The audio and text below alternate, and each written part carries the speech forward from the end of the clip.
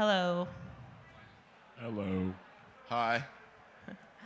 Hi, everyone. Thank you for being here for our talks on the occasion of a convening for Virgil Abloh.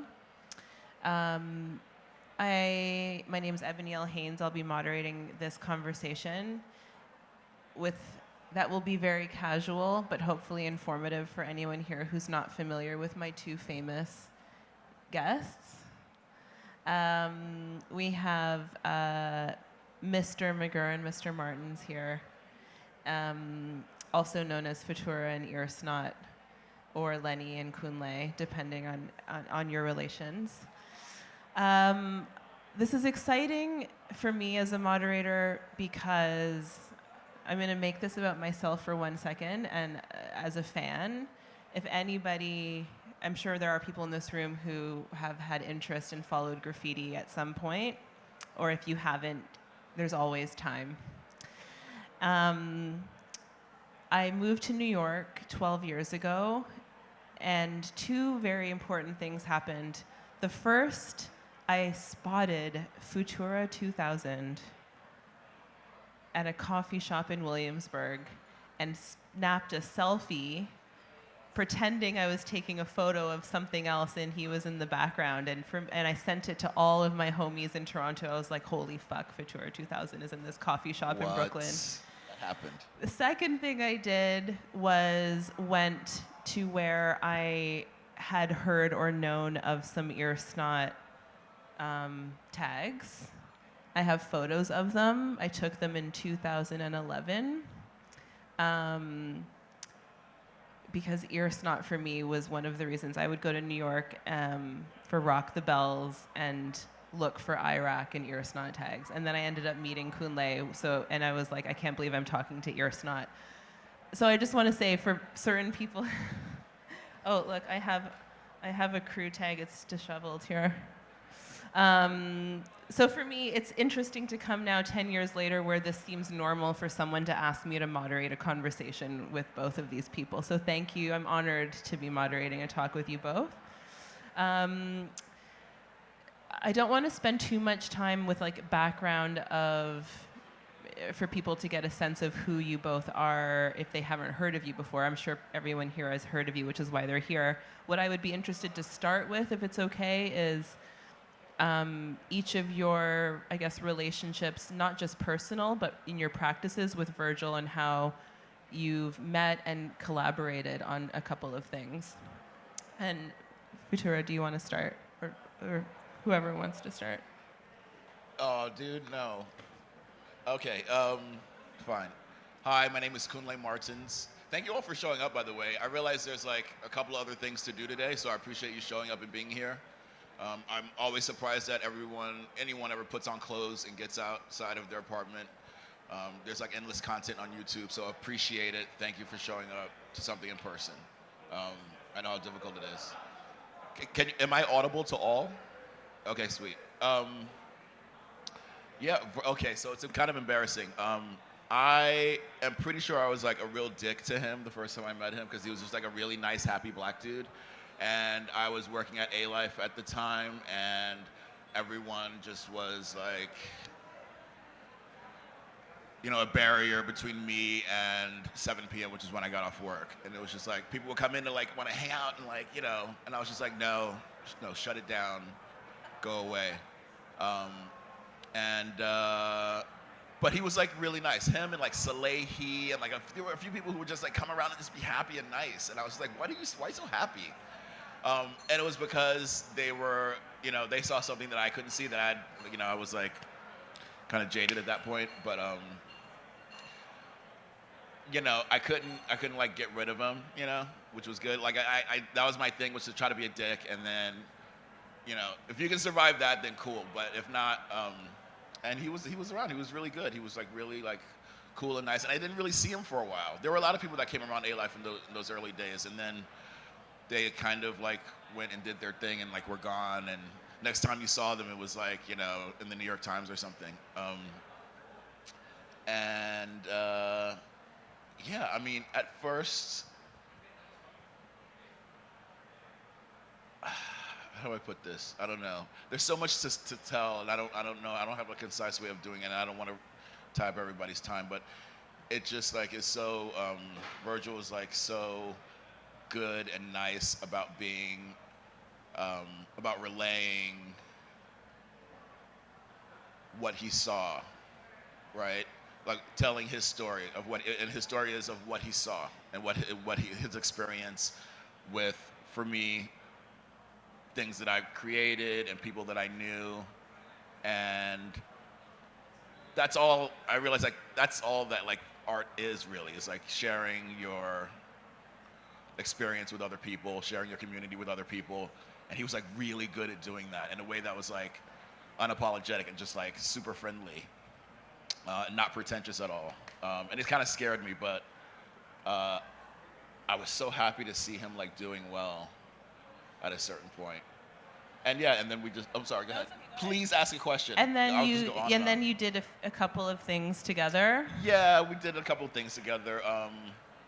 Like, we did some Crink stuff. We did some Off-White, like, women's bags. I tagged some bags. We did, like, some clothing stuff. We did some stuff, actually, that is, like, sitting in my apartment in some boxes and stuff, and I feel weird. I don't know what to do with it. I guess I should get on that. But yeah, I mean,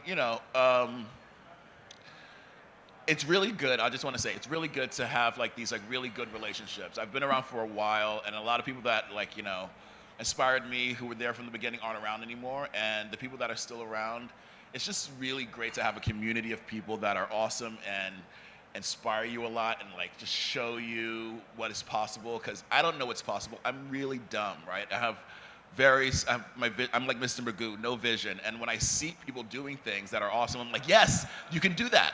And that just helps me like to be able to get out of bed and do something. And then people like Virgil are like, yo, that was dope, and he's super psyched, and then he does dope stuff, and it's like, what? This is the world.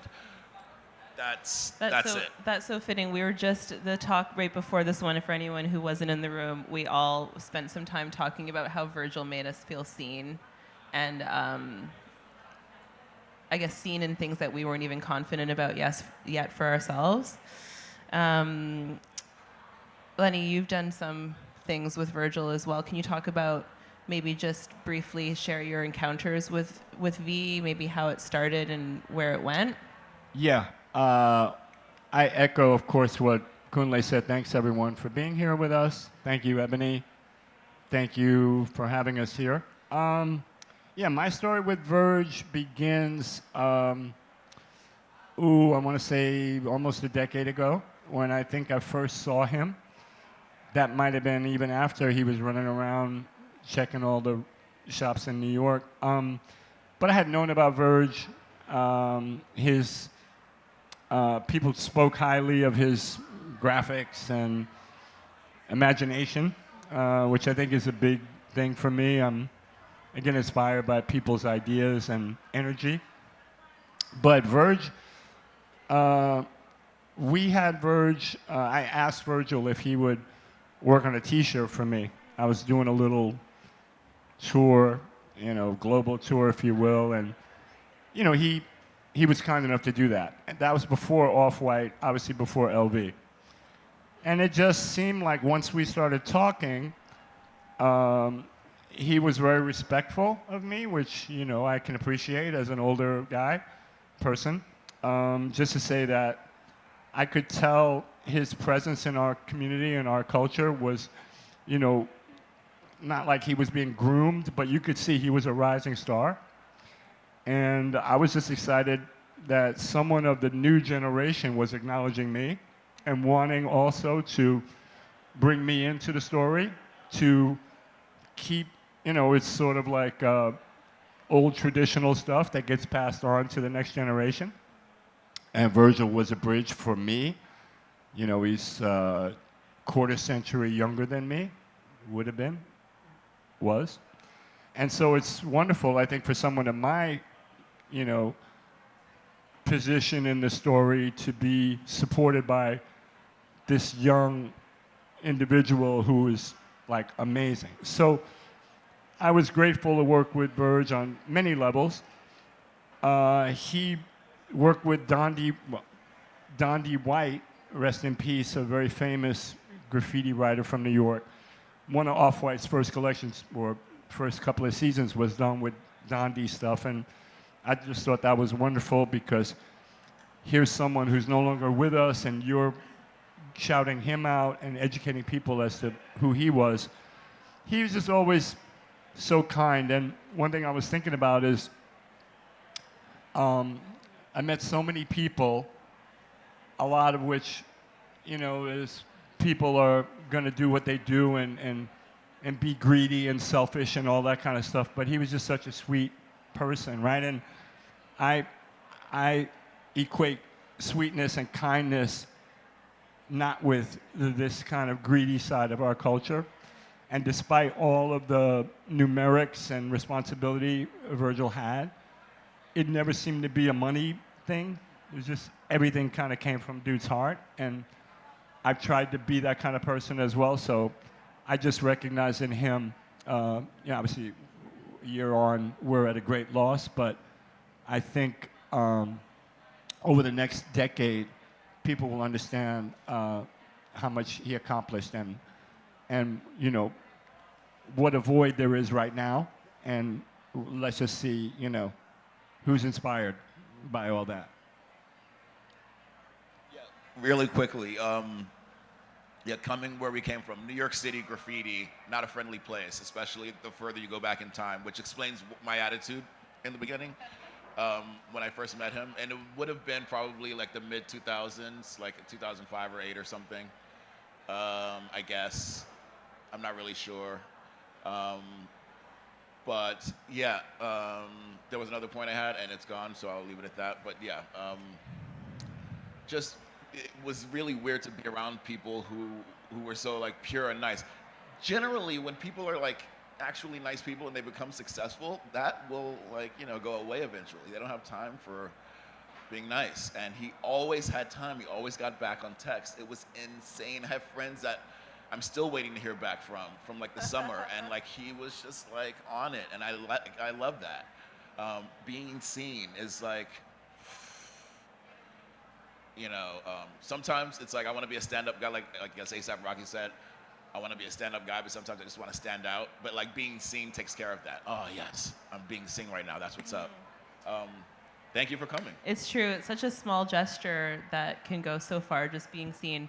I mean, you both touched on this a little bit, which is something I wanted to ask myself anyway, and this idea of collaboration and almost like sharing the table, right? And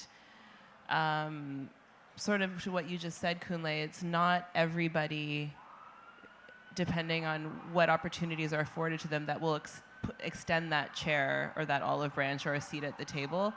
I do feel it's interesting. There's a few through lines I'm going to make with all three of your practices here, but on collaboration is something I wanted to talk about with you both in particular, and how you both, similar to Virgil, embrace opportunities for kind of partnership and merging of not just necessarily, Supreme or Adidas or Bathing Ape. I mean, there is something with brand and artist, but there's also something between artist and artist when you think of it, and what you all three have done. And I think that's indicative of Virgil reaching out to you both also and wanting to collaborate. So just, again, all of these questions are going to be very selfish. Can you talk a bit about how, crew mentality, if you will? Crew mentality, what does that mean for you both and your practices? And what has it done, or what does it do going forward? I mean, I feel like we do collabos. That's a thing. Collabos. We collab with other brands and stuff. But I also feel like I take a cue from Mr. 2000 here. I basically keep it in the fam. It's brands and people that I've known for forever who are doing their thing and that I can respect. I don't collab with every friend who does something, who has like a brand. I don't collab with everything that's successful that wants to collab with me. It's a Venn diagram of something that I respect and some people that I've known for a long time, and it's which makes it special. It's got to be worth it for me, which sounds kind of corny, but like, again, like I mean, I guess I've made mistakes, right? I've done the wrong thing enough times to know when it feels good and it feels right. It just, collaborations, it's really good to work with actual people, right? I can see your eyes right now. I'm looking at you guys when I talk. Like, it's better to have a connection versus, you know, emails with people that you've never met and you're never going to meet, which I've also done with the big companies. It's less special. It may be good for the bottom line, but for me, it's like there are so many people that I know that I love, like so, that are creative, that I respect, that are like muses for me to work with. It's almost endless, and I keep meeting people, like older people. You know, the network is constantly expanding. I mean, it's there, but I keep meeting, making all these connections currently still. It's just super powerful. For me, everything is the connection, and the collaboration is a like, you know, visual, tangible, like product expression of that friendship and connection, right? Um, sorry, I could talk about that forever, obviously. No, I mean, obviously, I think in the beginning, for anyone, you're going to collaborate, you know, okay, I'm going to work with someone else on a project. But in the very beginning, it's only people you know and friends and family that you support. Because quite honestly, nobody from the outside wants to work with you. You know, I mean, they're not like, you're not on anyone's radar per se. But then obviously, for me, I'm in a great position because, you know, it's almost like first right of refusal, you know, like no longer dependent on XYZ job, if you will. You know, I could be more I can discriminate over who I really want to work with, but it's never financially driven. It's more got to be some relationship building in there, or, you know, some homie can be a back door to a place, you know, because now I'm got mad firewalls and filters, and, you know, I'm trying to avoid getting hit at, right? So, but at the same time, with all those measures in place, somebody could be the girlfriend's brother of his nephew's son, and it's like, oh shit, you're a family. Yeah. So it's weird how it happens, Yeah. but you also know when things are organic and when they're not, and better to stick on the organic side, you know, like farm fresh shit rather than some processed stuff. So for me, I'm just like Kunle, I've made bad choices also. You know, you got to learn from them, obviously, but I'm more or less now very grateful for those opportunities I get to work, not with a brand, but with other creative individuals, like a Kunle, like a Verge. You know, not like a company, because let's be honest, companies are cold, right? And you know, they're not offering a lot. And Sign into my portal so we can send you an invoice. well, I mean, just company knowing that the super commercial corporate world, although when I was a kid I was super intimidated by, I was never afraid of it, but I was intimidated. Right? I think there's a difference. Now I'm kind of like, well, as Jean-Michel Basquiat once said to me, hey, Lenny, the galleries, we don't need the galleries. You know, the galleries need us. And I remember thinking at the time, well, yeah, if I was an accomplished painter like you, I could say that. But hey, 30 whatever years later, look what happened. Now you can say that. A little bit. Yeah, you can say that. Okay, thank you. It's interesting when you're just saying it's a collaboration we don't do it wouldn't be driven by money, right? It's kind of the creative drive or the excitement of the concept. But to your credits, both of you and other people with similar collaborations in their practices, I don't think that's always the normal driving force of Au this contraire. kind of crew Au contraire. It could be the exactly. price point that gets people to move. Exactly. So I'm just kind of wanting to point out that this is why it's interesting for me personally, and hopefully for everyone listening, to talk to artists like yourself and thinking about practices like yours with Virgil. And crew mentality, or the collabo, that's not the way it's driven from your side is not always the way it's been driven. And I just think it's an interesting way to drive your practice, where it's not about the dollar sign. That's a plus, right? That just becomes kind of like bonus sometimes in the end, if you get to realize something you really want to do. and get paid. I mean, the world is constantly changing, right? It would be great. Like, I've seen people go for the dollar sign, go for the big thing, and never do anything like actually worth it. And like, you know, they have the Lambo, right? But that's it, you know. Very Vegas, right? Very Rodeo Drive, and it's like, but where are your friends though, right? Like where, like I don't know. There's that, which is fine. Nothing wrong if you want the Lambo. Get that, do you? I just can tell it's very clear for me what, and I've seen the other thing where like the guy is like, you know, gluing shards of glass to light posts in Lower East Side in New York City, and everyone knows his work, but no one knows who he is, right? So there's extremes, right? And so there's somewhere in the middle where, you know, I mean, I have to make money to live. I don't know about you guys, but I need money, right? But it can get whack very quickly. And I am extremely grateful. If anything that you take from me today here, it's like gratitude. I am super lucky. I know a lot of people. There are so many people I don't know who make really great art, and nobody cares, right? And the fact that I'm able to sit here and people want to like hear me speak or whatever, or like will support me in any way, it's just like amazing, fantastic. I wish I could just like kind of like, you know, Ghost of Christmas future my like young Kunle and be like, it all works out, you know, like, because this is like awesome right here. If I could just take a moment, this is awesome. Of course, I've got things to do, and I'm bouncing from one place to another. I just came from the desert. Sometimes I don't even realize what's going on. But my life is awesome, and I'm really grateful. And a lot of people don't really get that. It's like chasing the dollar or just like steeped in what is it, like... Materialism? Materialism. Yeah, Capitalism. or like the other end where they're like so faithful to the culture that they reject any kind of recognition. And it's like, well, I mean, I want people to know who I am. I got an Instagram, you know, follow me, whatever. But like,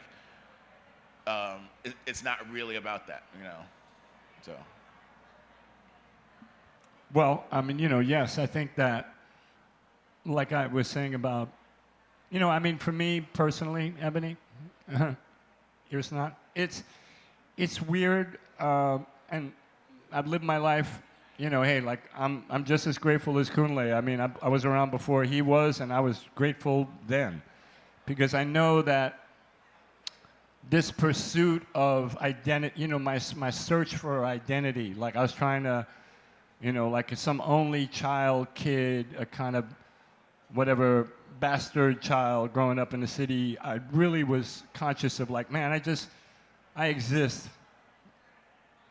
Futura 2000, you know, in 1970 is very, yeah, you could say visionary, but it was also like exploratory. Like I was just out there searching for something. And you know what? I grabbed a good name. I had a good signature. I come from a community of style and writing letters. And I got recognized beyond my wildest dreams for that. And now it's a little bit OD, you know, and I'm not out there for that anymore. The accolade, I mean, I appreciate it, but it's sort of like I surpassed, I think, even my own desire to be a famous person. But with that goes the thing I hate in a way, which is I could walk into a room and everyone's like, or we both could, and it was like, oh shit, yeah, that's so-and-so. I can't arrive, you know, to a crowd and just be me, you know, because, like I said, I like to pull back from that identity. It's a bit boring. I just want to be Lenny. I just want to hang out. I just want to smoke. I just want to do whatever I do that's not dependent or reliant upon the identity I created. Because, quite frankly, it's a bit shallow, I think, to be as old as I am and running around acting like that's all I have to offer. So you don't want someone secretly taking a photo of you in a coffee shop? Well, you But know no, what, I'm just saying. Ebony, I've lived in Williamsburg for almost 30 years. It's super possible that would happen. I wouldn't be offended by that. I'm like, was it Oslo on Roebling? Like, which one maybe was it? I don't remember, but it was. Okay. That was not the I got important you. part of the story for me. But I like that, though. That's so, I mean, let's be honest, that hasn't changed. You know, there's different photographers now, but I see it. You know, on the subway, it's kind of remarkable. Like you say, wow, you're giving me the time of day. You know who I am. You're just like some random, whatever, Hispanic guy, and you're like, oh shit, Futura. You know. I mean, I appreciate it. Yeah, there's this insider-outsider thing that we all three of us keep talking about a little, and I love what you said, Kunle, about, you know, if you're a writer and you want to be recognized as a writer, you kind of do it for the anti-recognition. Like you're not supposed to be recognized in this way, right? You don't go to a new city, bomb it, and then come up and talk about it. That's kind of the antithesis of why you're doing it at the time. But then you develop a following, right? There are people who are following you around the city and the country and the world, essentially looking at what train did they spot, what sticker did they spot, what, you know, like it's definitely a subculture that people follow avidly and are fans of. Now what happens is you've crossed out of, again, and I want to say, I'm not a huge fan of the lexicon we use for the art world. Insider, outsider is hugely problematic for me.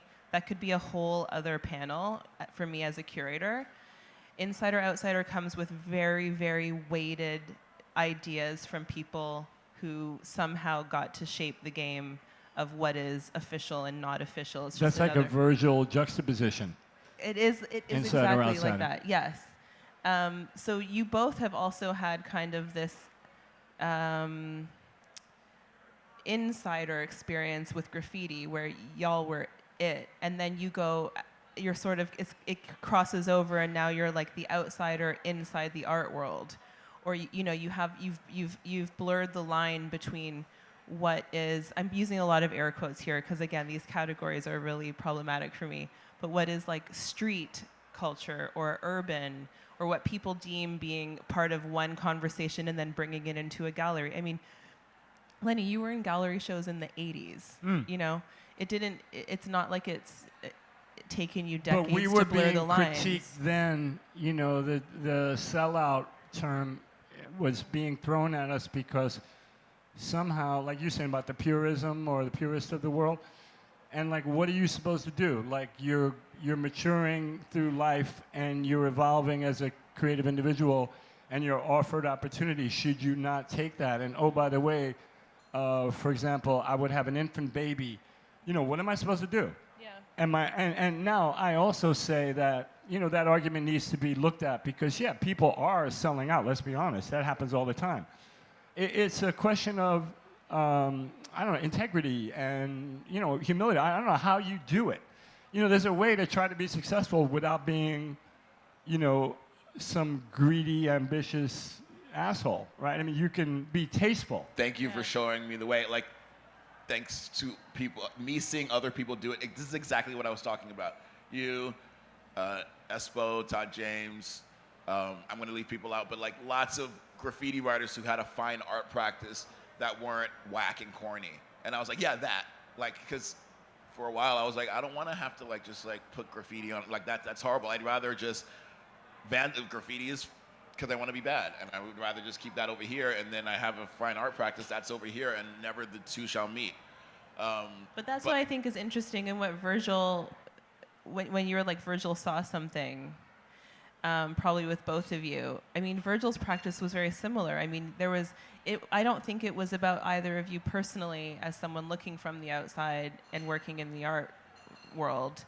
It didn't feel to me like you were wearing two hats. You were evolving your practice, you know, just as if you remained only or identified only as a graffiti writer, your hand styles evolve, and people could see that alone. But then your line evolves. You could go on to say, and your mark making evolves, and then it evolves into another practice. So it's not really, that's kind of the problem I have with insider outsider. And with someone like Virgil seeing the opportunity to work with an artist who is not a graffiti artist, but take away graffiti. It's like there's an artist practice. There's a practice there, and you've been practicing for decades. Now, you know, I had the honor of curating a show with Kunle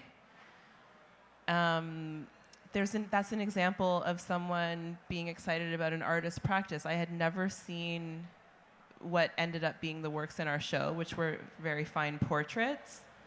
And I kind of just said to Kunle, I was like, what do you want to do, man? What do you want to do in this gallery? Because I'm sure it'll be awesome, and let's talk about it. And, you know, your show was, I saw at Firestone Gallery, Eric Firestone. I mean, y'all have created, you're artist practicing. I just wanted to stress that in terms of also clarifying why you were invited here today, was to really talk about those practices. So I'm interested to hear for you both, what does it feel like for that evolution to happen? Do you keep one hand in Futura? Do you go all Lenny? Do you keep how much is their ear snot? How much is it Kunle F. Martin's? Do they feel synonymous? Is there power in being able to switch and decide, or what do you both think? I think there's, a little diversity in what you're doing, I think is good, just to avoid this kind of monotony of it all. I mean, a lot of artists tend to have a style, obviously, and a body of work that represents that style, but they don't really deviate.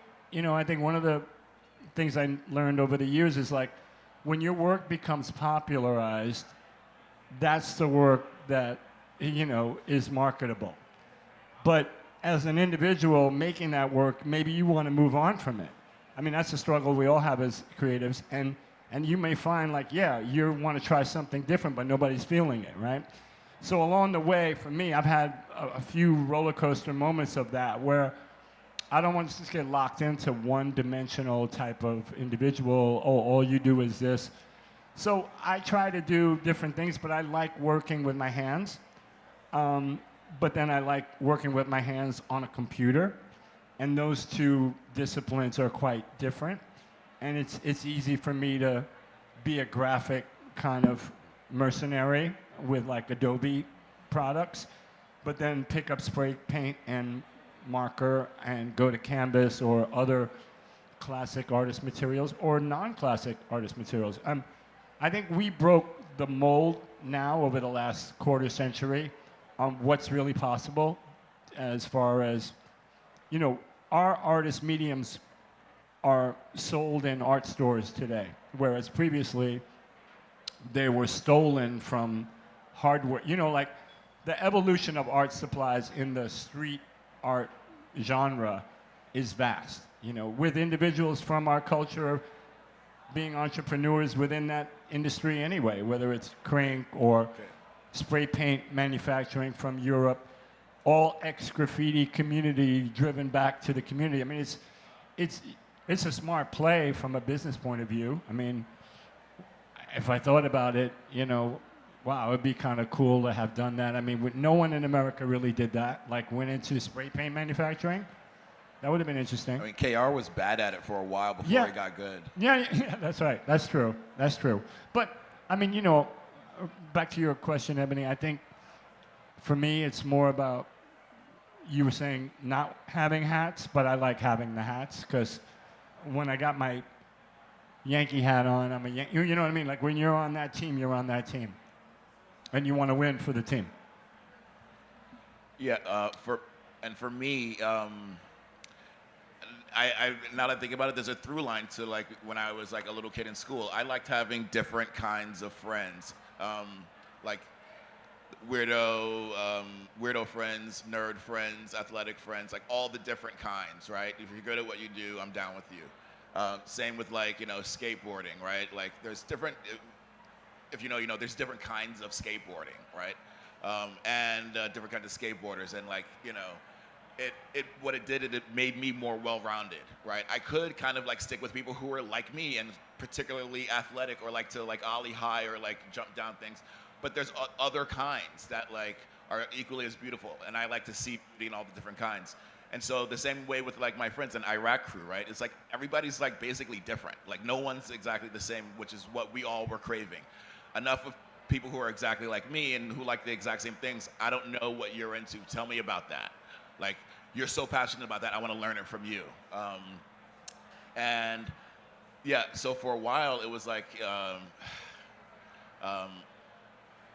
Yeah, I'm into fine art. I'm into taking photos. I'm into doing computer stuff. I'm into like, I love clothes. My father was a clothes horse, and like, I like learned everything I know about clothing from like ironing his shirts and his silk scarves and polishing his shoes and like all that stuff. Nigerian father, and like just taking pride in like what I wore and like Anyway, for a while I thought they had to be separate disciplines, and for a while they were. I don't know if you remember like the '90s, like the circles did not overlap. They were all different. If you wanted to go to a rave, you had to go to a rave. If you wanted to go to a Wu-Tang show, you had to go to like gay bar over here, like skateboarders over there, like nothing mixed. Now I feel like everything is in one spot. Everybody's doing all the things on their phone at any place at any time, which is great. But it didn't start like that. So for a while, I thought the only way to get respect in the art world was to not be a graffiti writer, and to like I saw friends who were, get super white hot in the art world, and it's like, okay, well then I have to do it like that, and I don't, right? And it's a good thing that I saw other people who were like melding these worlds together in a way that like just showed me like you can do whatever you want, really. You can do whatever you want. Be true to yourself. I know it sounds corny, but that's a thing. They say it's corny because people say it because it's a thing, and it's true. Just be true to yourself, and like. Also, I like trying new things all the time. I love being bad at something. That helps me get reinvigorated with something that I'm like good at, right? Because I get bored so quick with the thing that like people want to see from me, right? It's like, oh, I don't want to do that anymore. We've done that. You've seen that. I don't want to do it. I'm not going to do it ever again, which is crazy. But this quick thing, I was like really good at playing the flute in junior high school. I didn't want to play the flute. I wanted to play the trumpet because trumpet, right? But my parents were like, we're not buying you a mouthpiece. The flute was free. I only needed an alcohol pad. I crushed the flute. Me and the Asian girls, that was it. It was like, I was like flute master in the concert band. It was like, I took to it instantly. Today, and I got a flute in the pandemic, right? I went to I ordered a flute. I had to start from the beginning with hot cross buns. Like, I suck. I'm like, how did I, because with my memories, I'm like, out there, like, and I'm like, well, how did I get so, like, because like, no practice, right? But I loved that I was so bad at it. It like just totally broke me into like being, because I'm like, the other things that I do, I'm like pretty good at. I'm pretty confident, right? So it was challenging, like I love that. Oh my God, and that just helped me with the drawings and with like coming up with ideas for stuff, and like cycling also, like doing something that I'm really bad at that feels like it's going to like. It's embarrassing, just totally like recalibrates everything in a creative way for me that is like, yes, that. Doesn't that come a lot from both of your like the graffiti side? I mean, you can't look like a toy, right? I mean, you have to. But you will look like a toy, for sure. You 100%. will look like a toy, but you have to push past that. Mm-hmm. Yeah, I mean, I have said many times.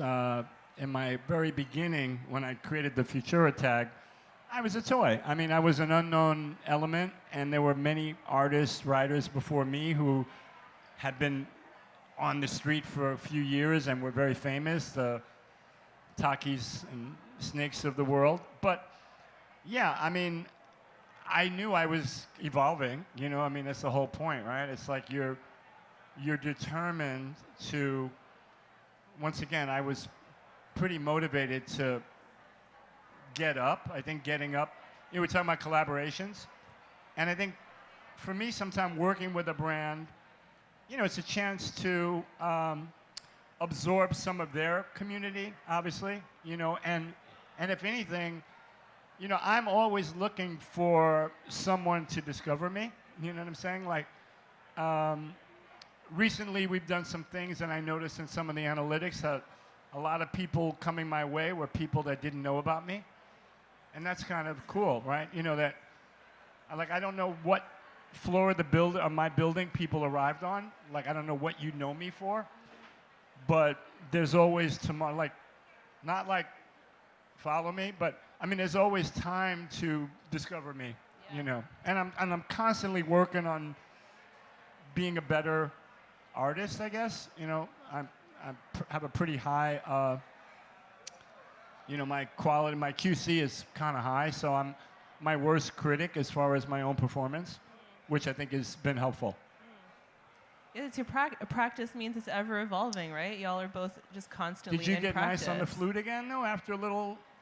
I did not. You did not. Okay. Okay. But it's the story isn't over, right? Right. I'm like I never gonna got to keep where I picking it up. was. You know, when you're like 12, whatever you're into, you are Right, in. you're super you, nice. Yeah. it is you, consumes you, and I'm not 12, Yeah. and so it's like I got a lot of things to do, and the time that I dedicate to that is good and it's productive. But it's not like I'm trying to I'm not as good. Okay. But that's cool. That's what's up. I actually love that I'm not as good. Yeah. We are almost at time. I have one selfish question to ask and then one for the people to wrap up. One is, what is the statute of limitations on graffiti and being ID'd with your graffiti? I mean, I've always just wondered, y'all are up here talking about... What are you, the cops? No, I'm just curious. I'm just like, is there ever a fear of being out there? Like doing like illegal stuff and like. Well, it's not illegal anymore for large parts of what y'all are doing. Well, okay. Well, I mean, depends on what you're doing. But yeah, so. A smoking gun. Right. Right. You would have Of to get course. caught in the act. Yeah. And I think the statute of limitations, for any illegal work I did, I think has expired. Right. But at the same time, they can't. No, I mean, you have to get caught doing In the it. act, of Yeah. course. That's why you got to build up that man about town image so that they don't want to catch you. They're like, no, like we actually like him. Key to the city, like we Key to the support. city We want you to write graffiti graffiti artist. everywhere. That's actually what goes on in my head. Like they're gonna like want me to write graffiti. And Like, they here, do now. He gets to write graffiti. You get to do huge murals on the That's side the of fantasy. buildings. True. One of the things that you asked earlier, and I kind of thought was like, there's a part of you that, like the two people, like the Earsnot and the Kunle, and there was a while where, like no one knows what Banksy looks like, right? And that was like the thing. Like every time graffiti writers. Well, yeah, and I mean, people know, but you don't know. But anyway, like the whole thing was to like get like a fucking cloth and like put it on your face and big sunglasses and like, pretend like you were like, in a terrorist organization. And it's like, I was like, pretty early on, I realized that the value is actually with me. It's not like it's like, why would I want to hide that? Like, yeah, sure, there are some consequences, and they came, and I did 5 years probation for being in a documentary about graffiti where they were like in my apartment and like walked with me around New York, like writing graffiti. And I was like, but that's the thing. Nobody does that. That's the thing. Like, that's what we're doing. And everybody else in the documentary was like, no. And I'm like, yes, though. But yes. And I didn't really have a clear vision of what the future would be, but I knew that like, the value isn't like with hiding. It's with like exposing and sharing somehow. And like bringing the Kunle Martins and the Earsnot Iraq together, and and not being schizophrenic about it, but like appreciating both, and that they both like help the other. They don't have to be in these silos. They can be in the sun together, growing, all that. Well, I'm probably going to end it here. Yes. Because that's a lesson I'd like to leave on. I like this. We have Lenny, Futura, Mr. McGurr, and also Kunle, Earsnot, Mr. Martins, depending on what we're talking about. Thank you guys for being here. Thank you, Ebony. Really appreciate Thank you so talking much. to you. Thank you. And thank you all for joining us for this conversation.